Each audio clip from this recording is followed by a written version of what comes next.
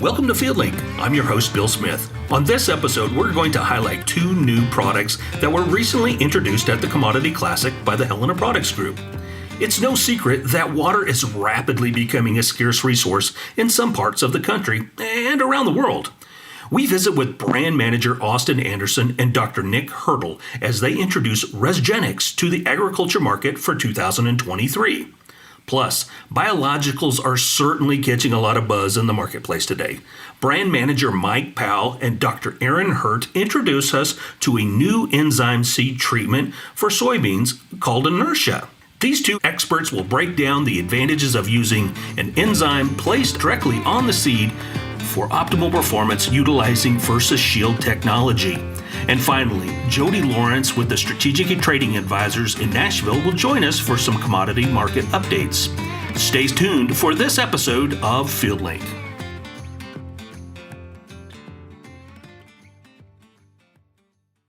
Joining us today in the FieldLink podcast studio is Mike Powell. He's the brand manager for a new product that was recently introduced at the Commodity Classic called Enertia. Mike, welcome to FieldLink. Thank you, sir. Also joining us is Dr. Aaron Hert. Dr. Aaron Hert did a lot of research in this area also this year. And Aaron, welcome to FieldLink. Thank you. Well, guys, today, as I mentioned, you had an opportunity to introduce this new enzyme product to soybean producers at the Commodity Classic to share this new product that's going to be coming available for the 24 season. Mike, tell us a little bit about Enertia. Well, you're right, Bill. We had a really good time at the Commodity Classic this week talking to growers about this new product, and I've been amazed at the reception that we've been getting with this new enzyme product that we're going to have available in 24. Enertia basically I like to say it's an extension of what we've already been doing with our Versus Shield formulation enzyme technology and selling Zypro since 2019. And what we have today is an enzyme that's able to go on to a seed for soybeans to give those similar results of having an enzyme that's going to prepare that area where that young seedling is going to germinate and have it ready so that it can help it grow more roots and make those roots more effective in taking up the nutrients in its young life. Yeah, and I think it's really important. This past week at the Commodity Classic, Mike, the whole industry's talking about biologicals. It was everywhere. I mean, every little 10-foot booth's out there. But Helena's been involved in this space for a really, really long time.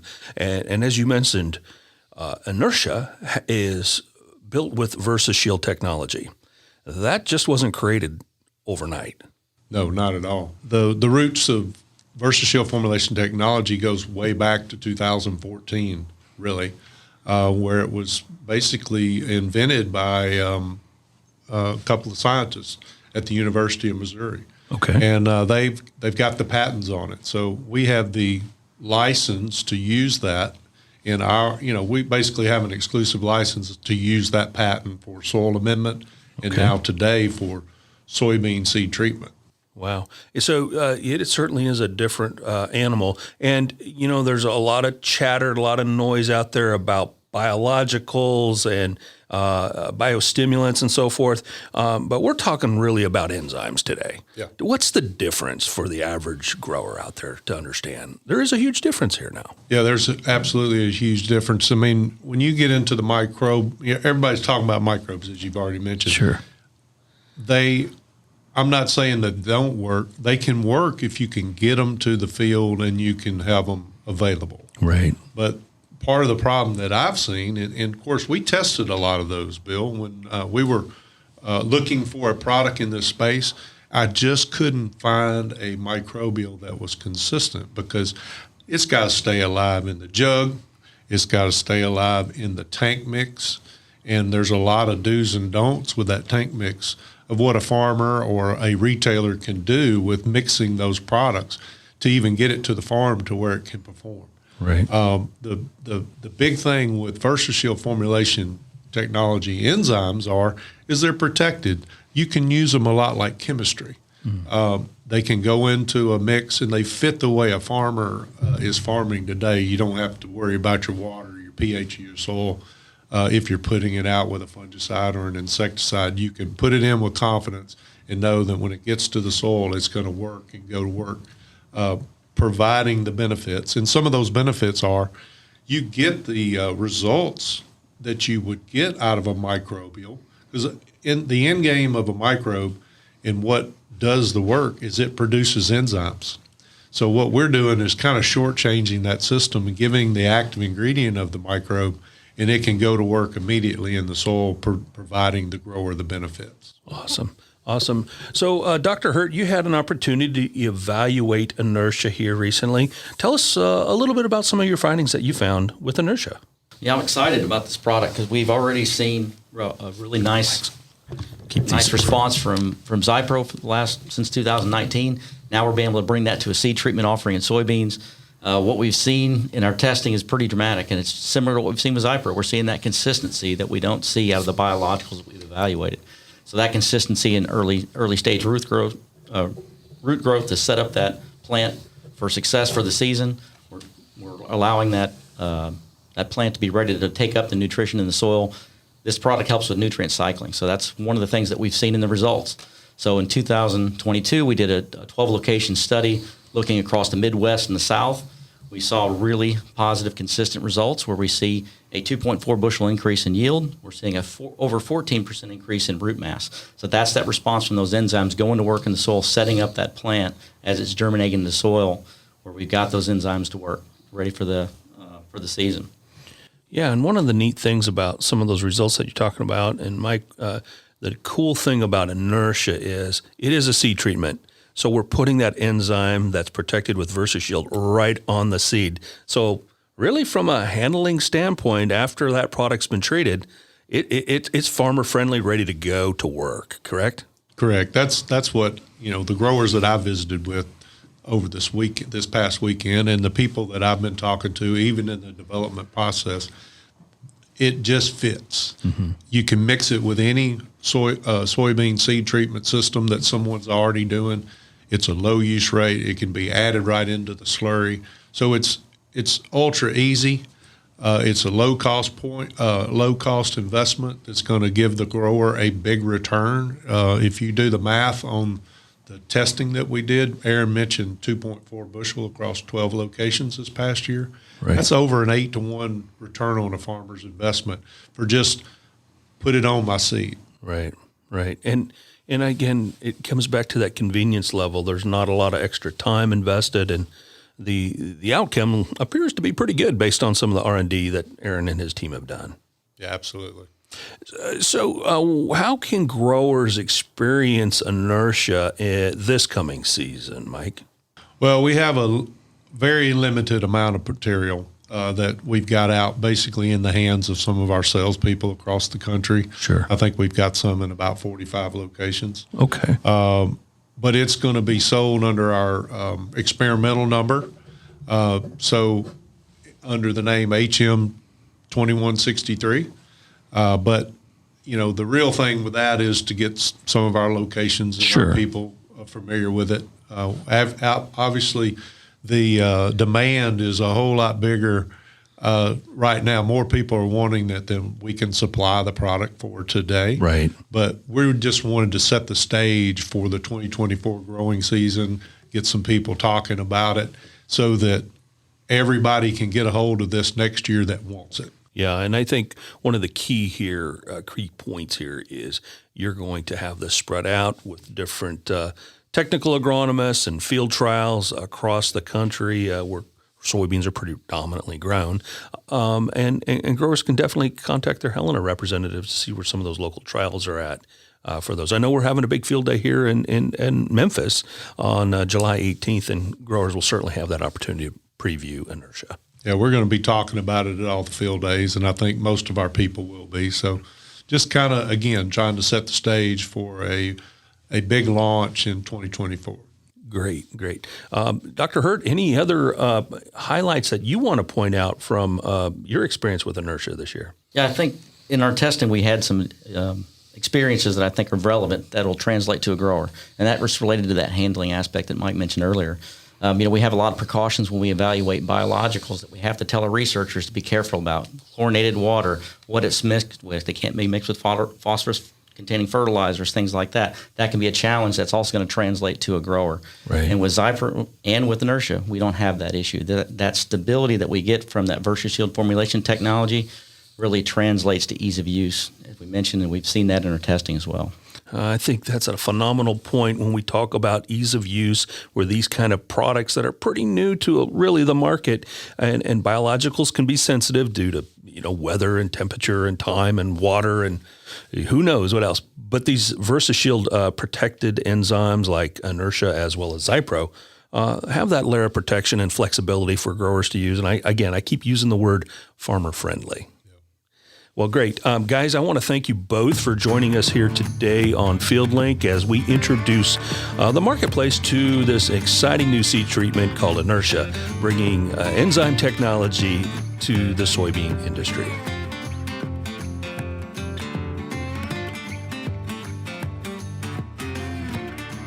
Welcome to this week's FieldLink podcast. This is Jody Lawrence flying solo. Bill Smith is on assignment elsewhere, as they say in the television business. And want to thank everybody who came out to Commodity Classic to visit with us and to sit and talk about the markets. Appreciate everybody's time, and good to sit down and get to know everybody a little bit. Very active markets lately. The biggest thing is another one of these black swan events that we seem to be getting more and more of, and that's the banking crisis that's slowly developing. Started in the U.S. at the California Bank and has moved over to Credit Suisse, a major bank in Europe, and that has unsettled all the markets, the equity markets and the interest rate markets in particular, and that spillover has certainly made its way into the ag markets over the last week to 10 days.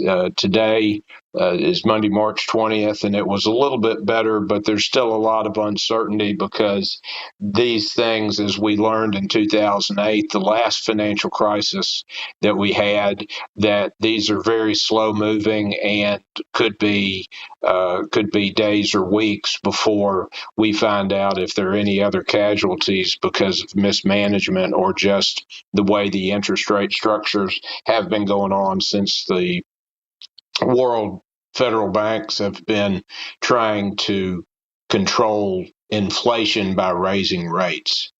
So the big thing in the markets now is as we get to the end of March and head towards some early planting in areas, is going to be the March 31st stocks and seedings report. That's the biggest known event that we have on the books that will move the markets. The USDA will come out with the quarterly stocks. They will also give us their estimates from the surveys that they sent out to the farmer of how many acres are intended to be planted this year.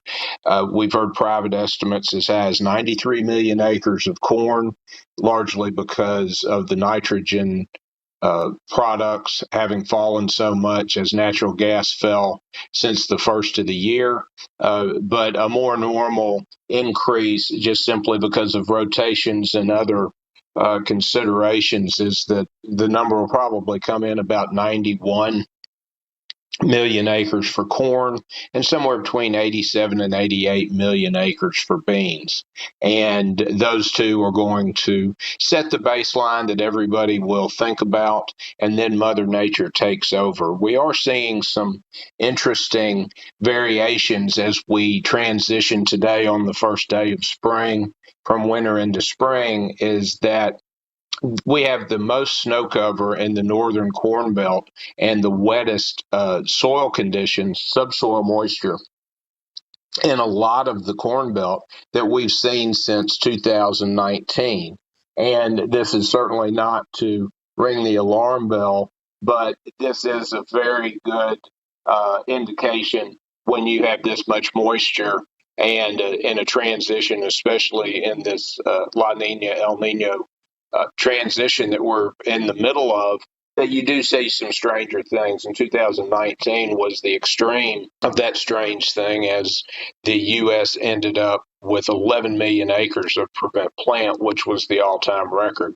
Way too early to get too worked up about that, but it is something to consider when you start thinking about a cool, wet forecast, a lot of snowpack, and all of the melting and the subsequent drying that will have to happen before everybody can get in the field. So the transition from winter to spring and the March acreage report is always a big time, always influential. But when you throw in all of the other things that we've seen this year, from the Ukraine war still raging. And another factor in this is this weekend, the extension of the Black Sea export corridor was announced, but it was only extended 60 days instead of the normal 120 days that the past two extensions had been.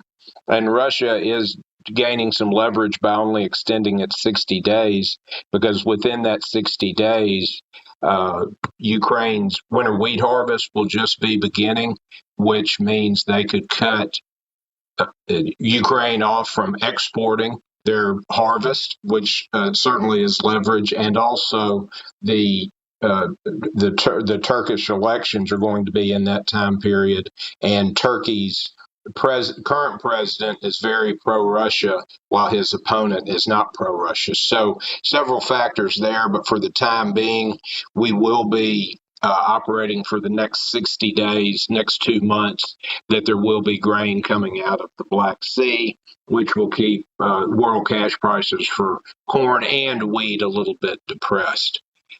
The other news as we move around is that the Chinese Premier Xi flew to Russia today, and they are in the middle of some negotiations to extend some pacts and to start working more closely together. And that is going to be a concern for U.S. on a lot of different fronts, because the more aligned China and Russia get, the more problems we're going to have dealing with both of them and getting to normal relationships with either one of them, especially China on the export. So a lot of things going on as we sit here on March 20th, and not any of them particularly bullish, which is frustrating. Best news about all of it is the February price insurances were set at a very high level, but 20 days later, the markets are trading well below that. So some help there, but still not the most positive news as we sit here.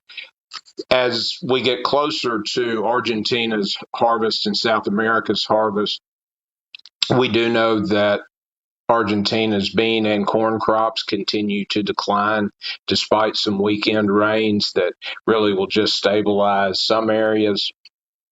Their crops are going to be anywhere between 30 and 40% below last year, and the actual totals are that Argentina's bean crop is going to be just about 700 million bushels below last year, while corn is about 530 million bushels. And those are very relevant to the world as we try to generate some more demand. And if we are short bushels that Brazil's big crops and additional acres can't make up, then we will see some support from that, and from the fact that Ukraine is fully expecting this year that their production is going to be down nearly 65% in both corn and wheat, and their edible oil market, sunflower oil in particular,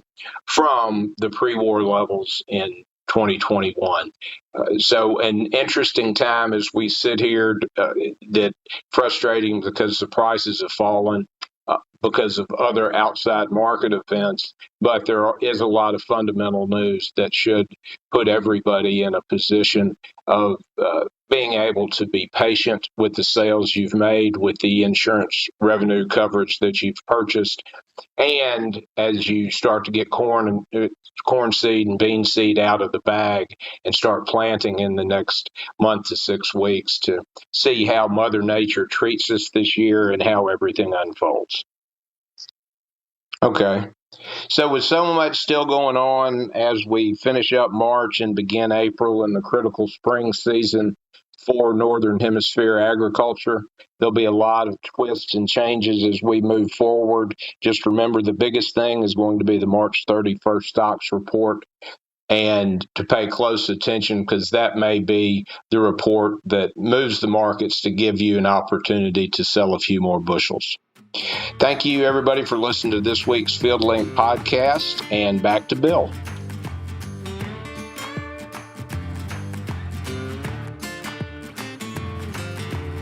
Joining us on FieldLink is Austin Anderson. Austin is a brand manager for the Helena Products Group, and Nick Hertel, who's in research and development, also for the Helena Products Group. Guys, welcome to FieldLink. Thanks for having us. Awesome. Today, guys, Austin, you had the opportunity to launch a brand recently, and you really introduced that here last week at the Commodity Classic in Orlando. Tell us about Resgenix. Well, just to start off, we did get to launch this, here this past week virtually through a good old-fashioned Teams meeting.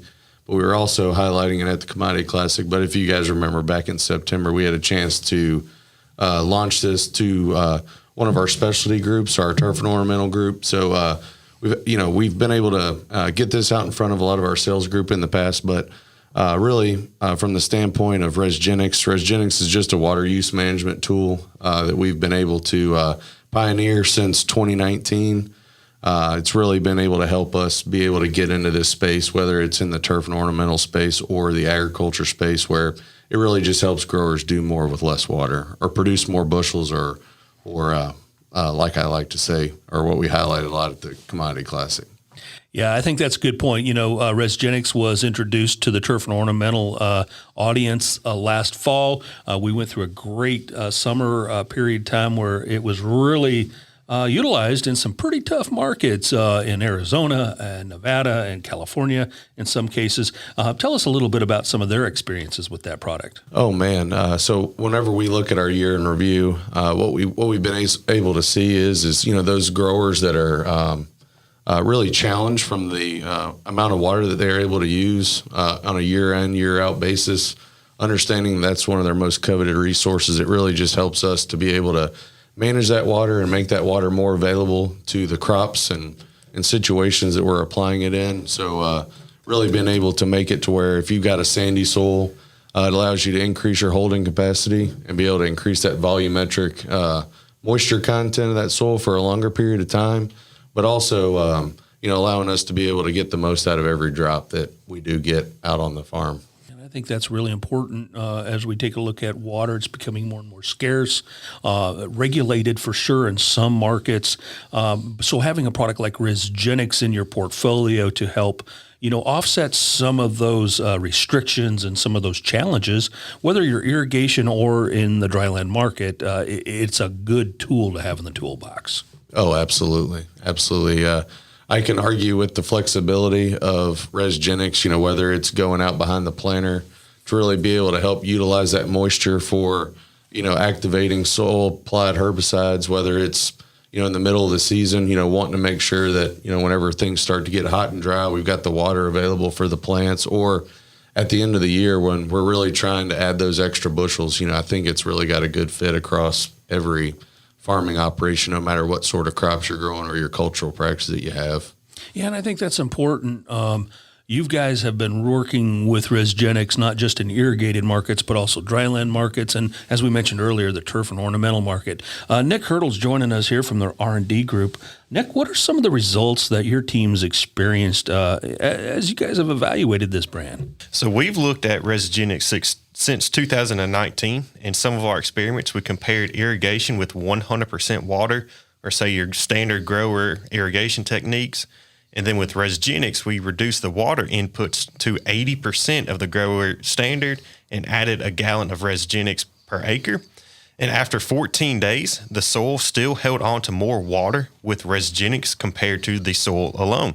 This was also noted in a few bushel increase. And what Resgenix will also do, in addition to the additional water in the soil profile, it will help nutrients be taken up through that water, help transportation of those nutrients within the plant, and help with, say, your photosynthesis, your sugar transports, and other physiological processes that will then translate into that 2 or 3 bushel increase. Well, that's a piece that I think we often forget about water management tools. We're so concerned about conserving water, making sure that we have water in that profile, but it's that other stuff that counts too. Water's got a purpose, and that's to translocate, nutrients through that plant, through the root system, all the way through the plant. And having that extra, as you indicated, it's about 20%. Is that right? Yes, it is. It's about 20%. About 20% extra moisture in that soil profile. So that's really going to contribute to that investment for your fertility, whatever may be in that soil, to drive that up through that entire plant.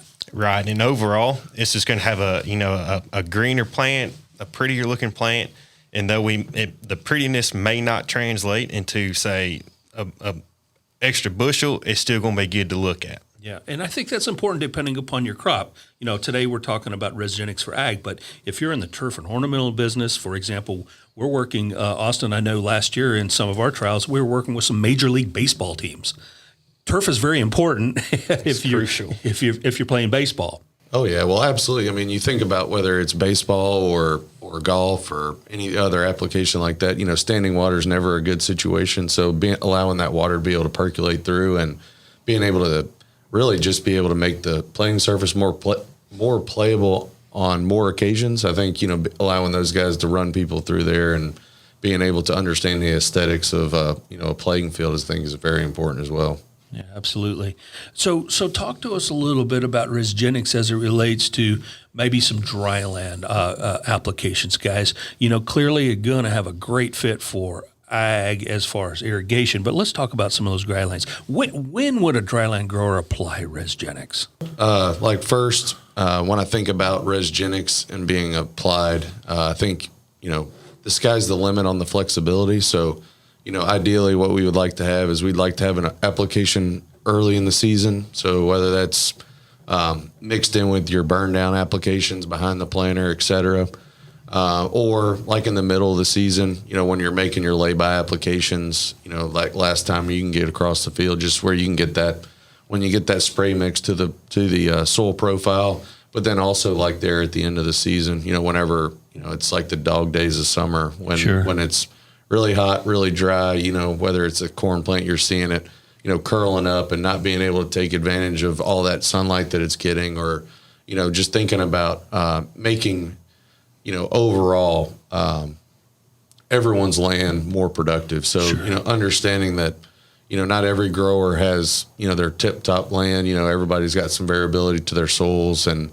we're just looking to be able to help increase that average, right? So helping put more money in the bank for the growers and, allowing them to produce more on more acres. Because I know I like seeing that yield monitor bump up to that 250, 300 mark, but if I can put more bushels at the mill and in the bin, I think, everybody's going to be a lot better off. And the key, as I understand it with Resgenix, the key is to get this product applied to the soil. It has to be on the soil. Getting it on the plant's probably not going to do us a whole lot of good. Oh, that's right. That's right. It's really active in the soil profile. We really want to make sure that it gets down to the ground to where we build up that bank, that Resgenix bank into the soil, just where it can be most effective. So you guys had a lot of conversations this week at the Commodity Classic with a wide range of growers from all over the country. What were some takeaways that you learned about Resgenix, and what was the response by some of those growers? Well, when I got questions at the booth about Resgenix, it was all across the board. Like, oh man, how long have you guys been working on this? Man, this is something that's really going to be beneficial to me. All across the board, there's a lot of interest, and no matter where you were, whether you're from Alabama to California to Minnesota to Montana, we had growers in every session, really asking a lot of the questions about, how does it work, all those sorts of things. So really something it looks like that a lot of growers are interested in, and maybe it can help fit and make them more productive. You know, I had an opportunity to talk to a grower at the Classic, and we were visiting about Resgenix. He's from western South Dakota, and he was talking about his corn crop. And, you know, they had some pretty tough dry spells, as they typically do in that western corn belt. And as he was listening to your presentation, both of your presentations around Resgenix, his comment to me was, wow, I just need that extra week or two. And it sounds like Resgenix might stretch my water out another week or two, which could be very critical for pollination, for critical times down throughout the entire growing season. Exactly. You know, whenever you apply Resgenix, you will have that increased soil water content, which, as you mentioned, in photosynthesis with corn, or not photosynthesis, pollination with corn, a lack of water during pollination can be detrimental. So that's exactly what Resgenix can be designed to do, is allow you to have that extra few percentage of water in the soil to help through that pollination time period. Yeah, we got the same kind of conversation. That guy was from South Dakota. Talked to a grower. I think he was in Alabama. Talked a little bit about that. Southern Alabama. He had some pretty sandy soils, and thinking, man, if I can stretch that an extra 5 or 7 or 8 days of having that water retained, that's huge for my crop. Well, just being able to take the pressure off that much needed rain, you know, whether it's, you know, we're talking about late July into August, you know, when we're really just, you know, living and dying by that last shower, you know, it helps us be able to take the pressure off, you know, making sure that, you know, if we miss that last rain or we just so happen to hit it just right, you know, we're going to be in a lot favorable situation whenever we come to put those combines in the field. You know, Austin, a lot of these water management types of products have honestly, you know, yeah, they all kind of work, but they've had some issues with them, some baggage. Resgenix really doesn't have that baggage. What I mean by that is it doesn't have that issue with mixing. You can really mix this product with about anything out there. Oh, yeah, absolutely. Well, Resgenix has really given us a chance to bring these water management tools into the 21st century. So, you know, you highlighted one good one around compatibility. So whether it's compatibility with water or a herbicide, a fungicide, an insecticide, a fertilizer, you know, what we're seeing is it's really flexible. So it's not going to impact any of the efficacy of any of those products. It's something that, you know, we're seeing to be really flexible. And then also too, for those of you out there that have familiar with some of these products in the past, you know, there's no special equipment. You know, it can go out through your irrigation like we've seen in the past with your UAN and things like that, or throughout your spray rig, you know, so, or subsurface irrigation or drip irrigation. So, you know, the sky's the limit when it comes to exactly how we get it put out or when we get it put out. So it's really one of those things that's really improved our customer experience with our water management tools. It's definitely a wide range of flexibility, which is awesome for any grower out there, no matter what kind of operation they have. I guess the other thing that, you know, what's really exciting, we highlighted it at the Classic, is this product really kind of fits that narrative for being a very, I guess you could call it a sustainable type of product. Oh, yeah, absolutely. You know, we're in a situation where you know, growers are under like tight, I'm going to say restrictions, whether it comes to water or how they're doing their job. But the one thing that I can say is they're never going to be okay with producing less. Mm-hmm. And so understanding that we have a growing population to feed, we got to make more fuel, we got to make more fiber, you know, we got to make more food. And so this is an opportunity for us to be able to be conscious of our resources that we have and be able to get the most from them. So understanding that, you know, we're really wanting to be able to be on that side where, you know, once, you know, when we get put in that situation, we're doing the right thing by the grower and providing them solutions to be able to fit with a ever-changing marketplace. Yeah, and definitely a lot of regulations out there, a lot of restrictions on water usage and some markets, and boy, this is a really great solution for that. Guys, Nick, tell us a little bit about some of the rates and, you know, what's the best process here, and how many times can a guy use this on his or her crop throughout the season?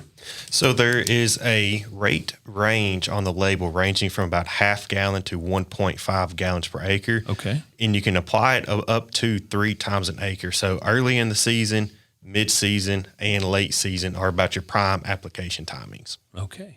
So a lot of variability there based on if you're getting hammered with a ton of rain, maybe you skip that application. Right, but right. if things are looking a little dry, boy, you got 3 shots to come in there and try to save the day a little bit. Is there anything else that some of the growers might want to experience, Austin, as they take a look at Resgenix for this growing season?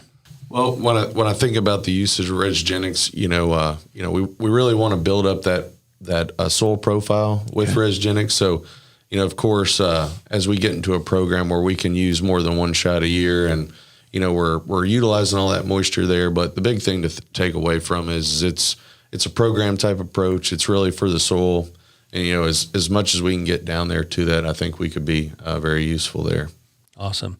Well, guys, I want to thank you both for joining us here today on FieldLink. Austin Anderson, the Helena Products brand manager here in Memphis, and Nick Hyrtle, also research and development specialist here at Helena in Memphis as well. Guys, I want to thank you both for joining us here today on FieldLink. Thanks for having us. Thanks for having us.